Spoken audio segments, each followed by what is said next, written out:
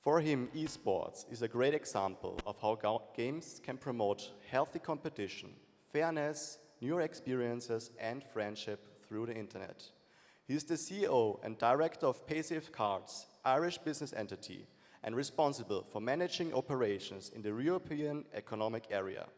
Today, he will introduce us in thoughts and challenges as an esports sponsor. Konstantinos Maragkakis. Thanks. Take your time setting it up. I mean, this is, well, it's an incredibly tough act to follow. I could almost just put down the mic and say, that's it, I'm done. But the one thing that defines me, or one of the things that define me, is that I am 45, unfortunately, going on 46, even more unfortunately, and since the age of 11, I've been a gamer. So that's one of the things, yeah, real. And Jeff, yep, you guys, I mean, you don't know when the whole thing started, but I could tell you who started it. It was my generation. It was guys like me starting in Ataris, then moving to Commodores, and being introduced to Electronic Arts via this incredible game called FA-18 Interceptor that really put a dent on my dad's wallet. And EA Sports, it's in the game, yeah, that's been me. Sorry, I am being very selfish here, but I'd like to take this opportunity and thank you and thank the organizers because this is really, really a landmark for me. So, thanks. So, what will be, time to put my corporate hat on, and what I'll be talking to you about is some thoughts and views as a sponsor, as somebody who's been involved in sponsoring esports on behalf of a major payment services provider. As you heard, I work for Paysafe Card, which is part of the Paysafe group. Well, we'll be getting started on that very soon, but that's okay. No, I could go through quickly the introduction to Paysafe. We are the leading specialized payments platform. We have currently about an annualized revenue of $85 billion. We operate we have offices in more than 12 countries, have around 3,000 people we're working with. We've been around for 20 years. Great, super, thanks. So I guess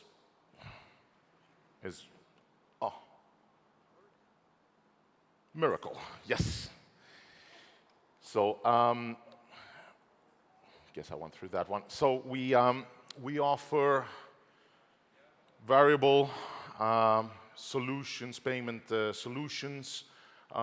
We are connecting businesses to consumers in more than 200 different types of payment solutions that we can offer as a group.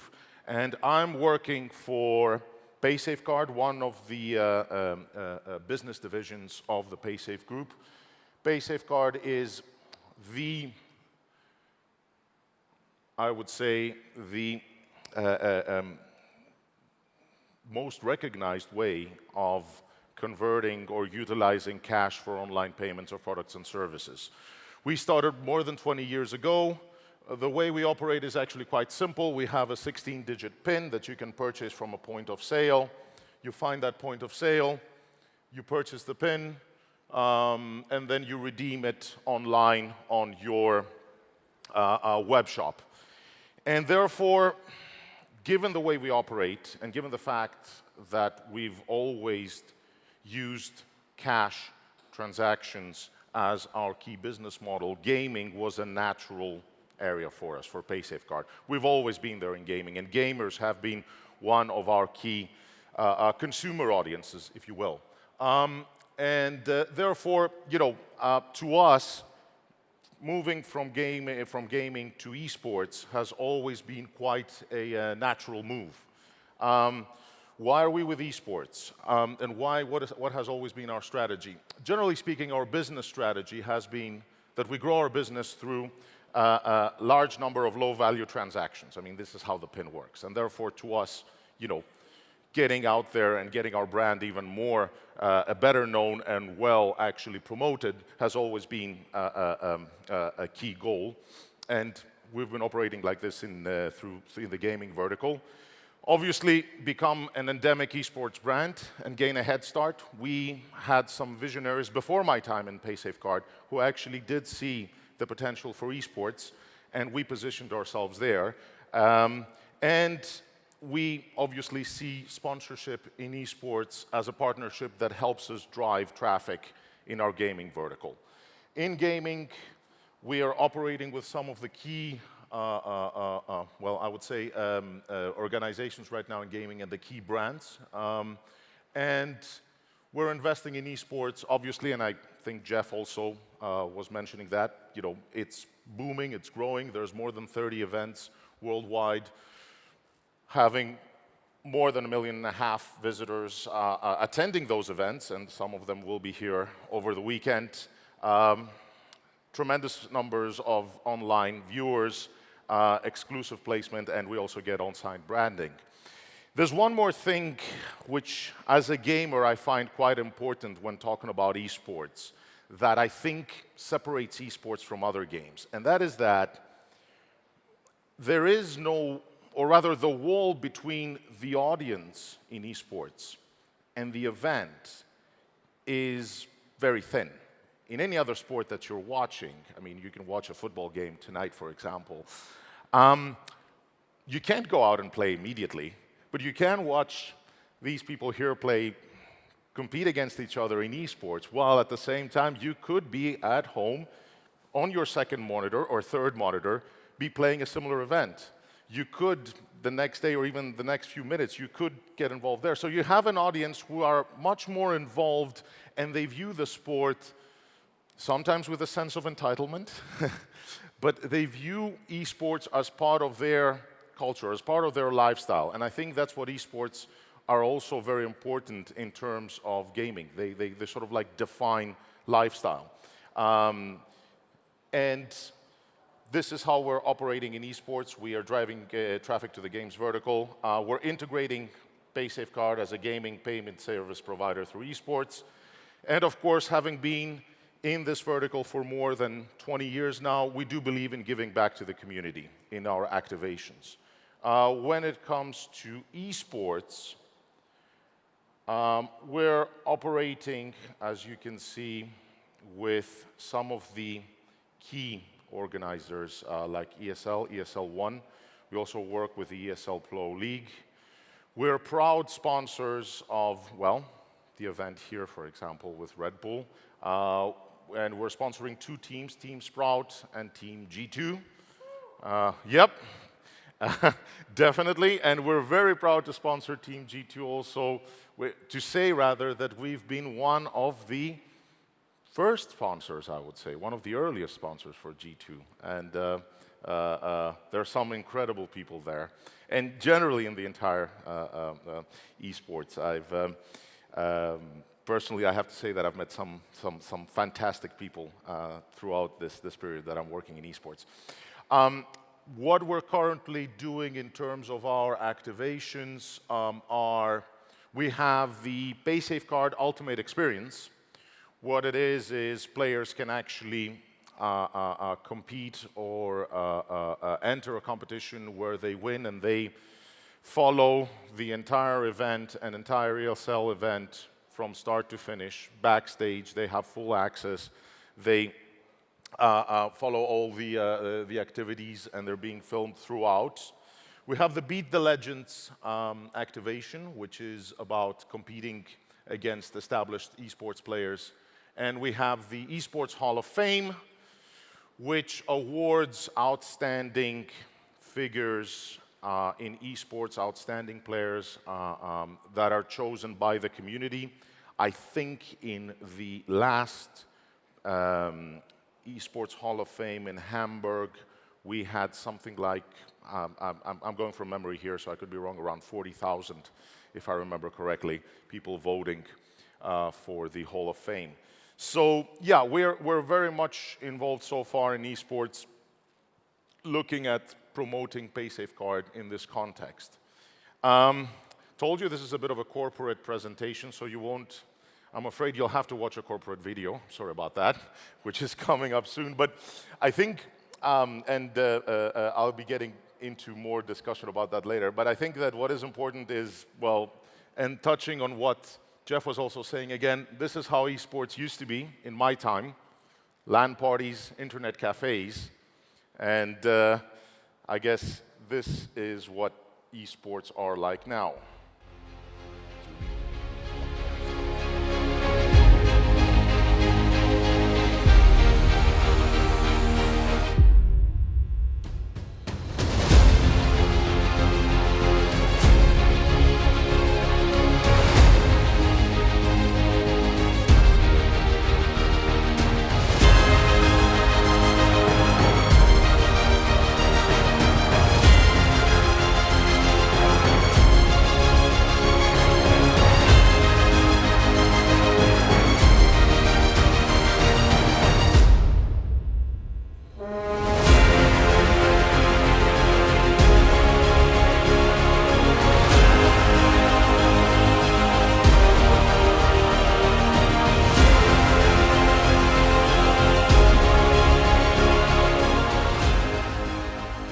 You got the corporate video, but this is one part of our activation in esports and in working with ESL.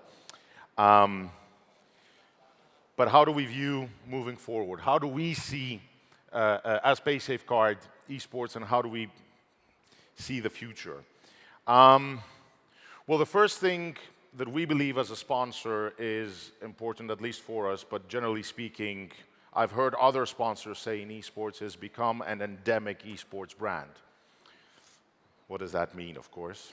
The way I would see it is becoming the established payment service provider for esports, or the key payment service provider. In our case, for the audience that would wish to use cash, we should be the go-to brand when it comes to gaming and when it comes to esports.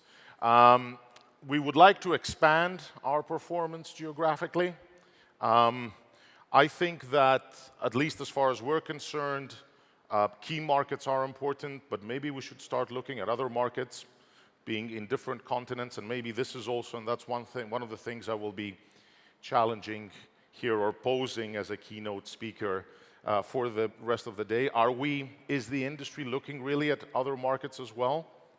There are the key markets there, I mean, and some emerging markets in Asia, but are we really thinking globally?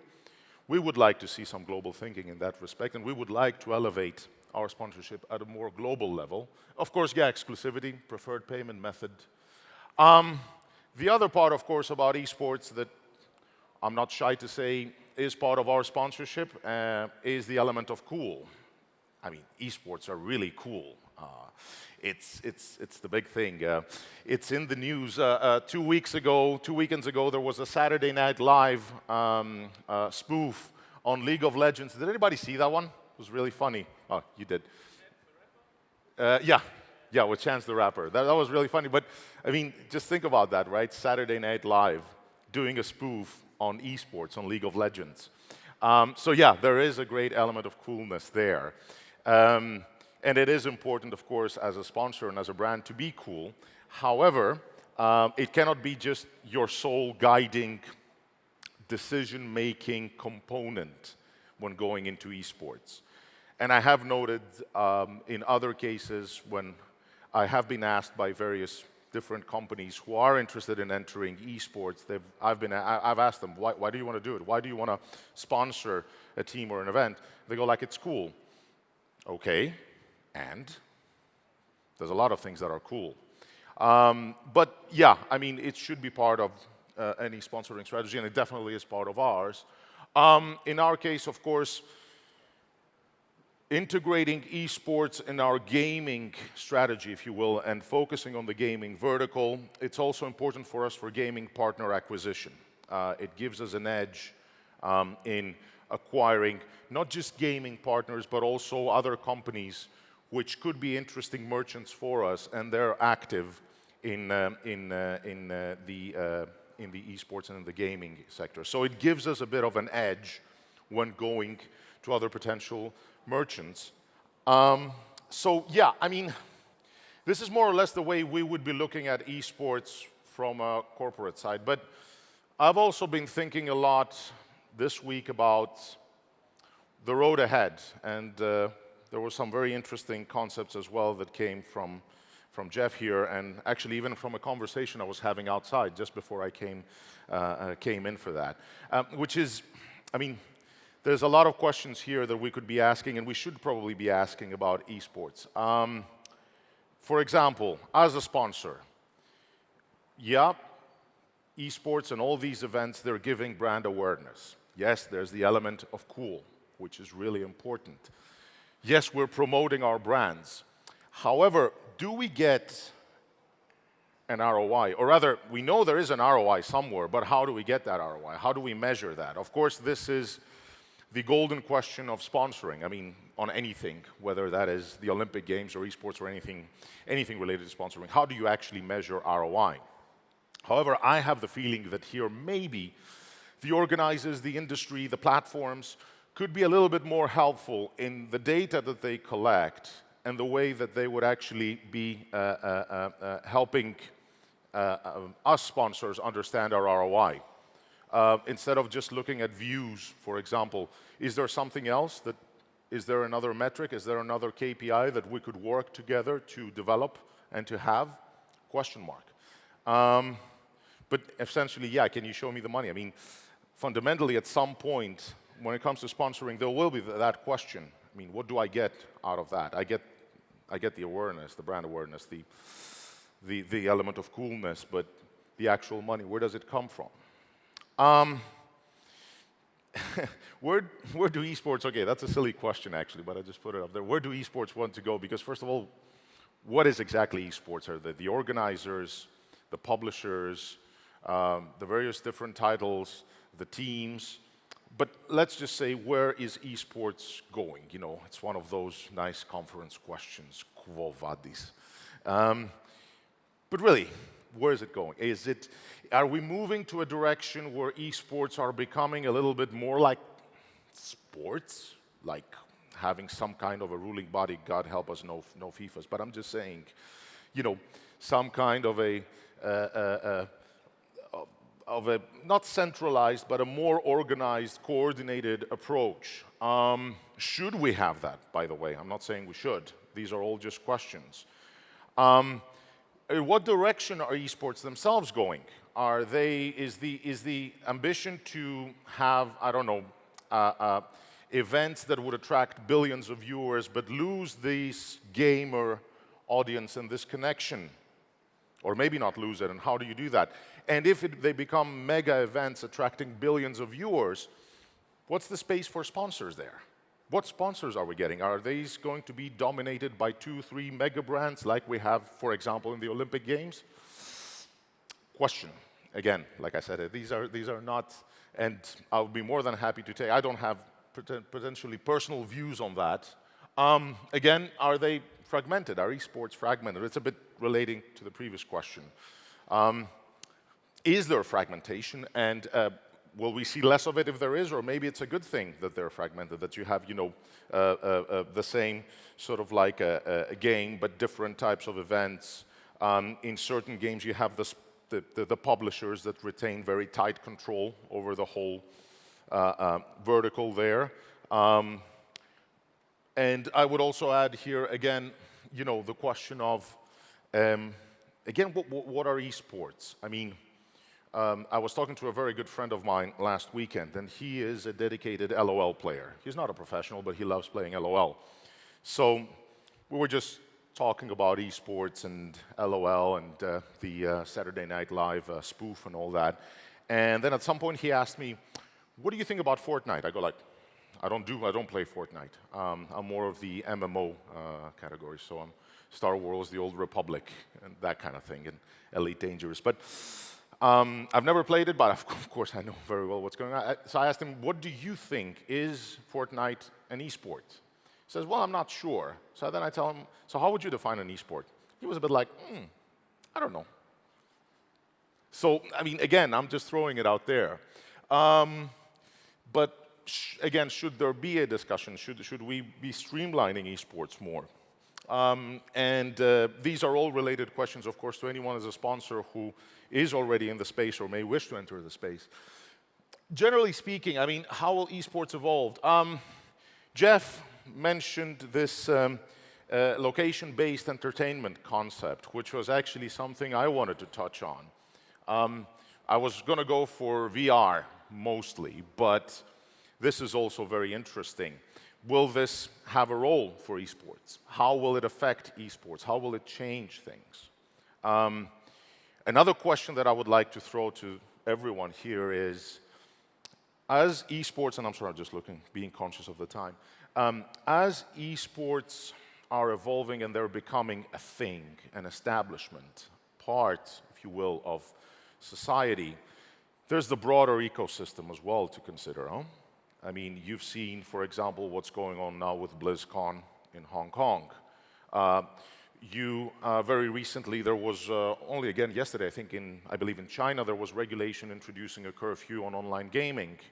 Like it or not, as we're all growing here and we're becoming an establishment, there will have to, I mean, all of us sponsors, but also obviously the organizers, the participants, will have to take into consideration that we will become the elephant in the room, or in some people's rooms. We will be making noise, and we will have to have at least the proper preparation to address all these issues, which right now we don't really, because we're still on the curve, the coolness curve.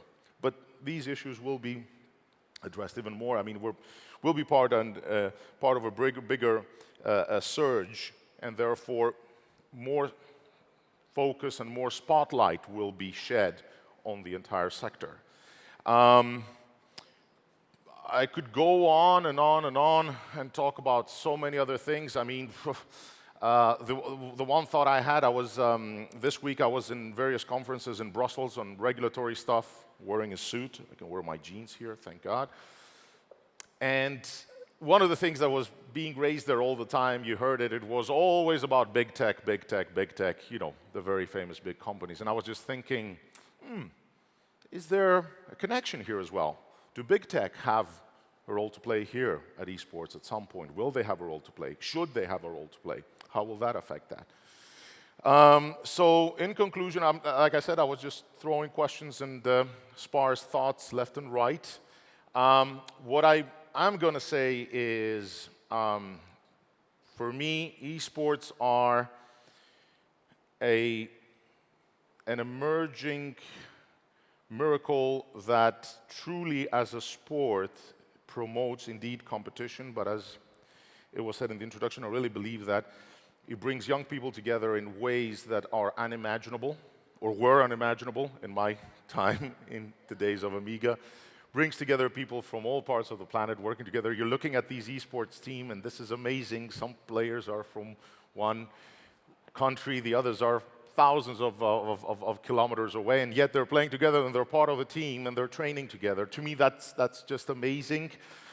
It sets some great role models. It sets some great modes of operation, socialization for younger people. Great lifestyle, and it is also a great journey that I'm just playing a very, very small part in, and I would like to just keep playing that part and just see where it's going. So thank you very much, and thanks for listening.